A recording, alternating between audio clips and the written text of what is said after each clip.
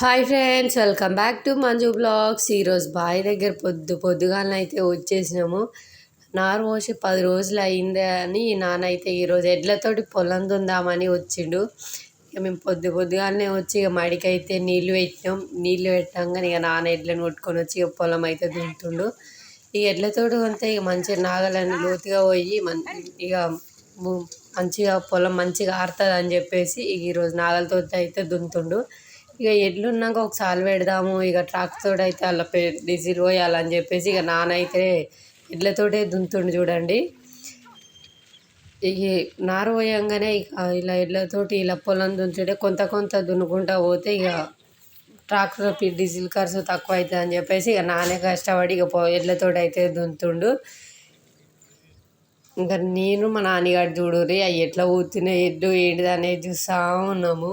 మా నాన్న అయితే బాబు వాడిని అయితే తిడుతూ అయిపోతలేవు, అని కొత్త ఎడ్లు కదా, ఇక అయితే స్లోగా పోతున్నాయి. ఇక మధ్యలో మా నాన్నగారు నేను తోలుతా తాత అని అంటుడు. నువ్వు తోలేవు డాడీ అని మా బాబా, ఇక నువ్వైతే తోలేవు అని చెప్పేసి ఇక నానే చూడండి దబ్బ ఇక సార్లు అయితే ఉంటుండు చూడండి. ఇక మేమైతే మోటార్ పెట్టేసి వచ్చినాం. ఇక నీళ్ళు అయితే మడి నిండా అయినాయి అని చెప్పేసి ఇక బంద్ చేస్తానికి అయితే వచ్చేసినాము. ఇక మా నాన్నగారు చూడురు ఇక బురదలది నడుస్తాడా నడవలే అని చెప్పేసి ఇక అన్న అయితే బురదలకు దించిండు. ఇక పాపం బురదలు నడవలేక కాళ్ళు నొస్తున్నట్టునే బాగా ఏడ్చిండు. ఎప్పుడైనా దిగాలి డాడీ రైతు బిడ్డలమ్మ అని చెప్పేసి ఇక అన్న అయితే దించిండు. ఇక నాన్నైతే మరి మీరెంతమంది నాట్లు వేసిరా ఏందా అని కామెంట్ చేయండి. ఇక మేమైతే ఇంకా 15 రోజుల తర్వాత ఇక నాట్లు వేస్తాం, అందుకని ఇప్పుడు పొలం అయితే దున్నుతున్నాము. మా వీడియో కనుక నచ్చినట్లయితే లైక్ చేయండి, షేర్ చేయండి, సబ్స్క్రైబ్ చేయండి.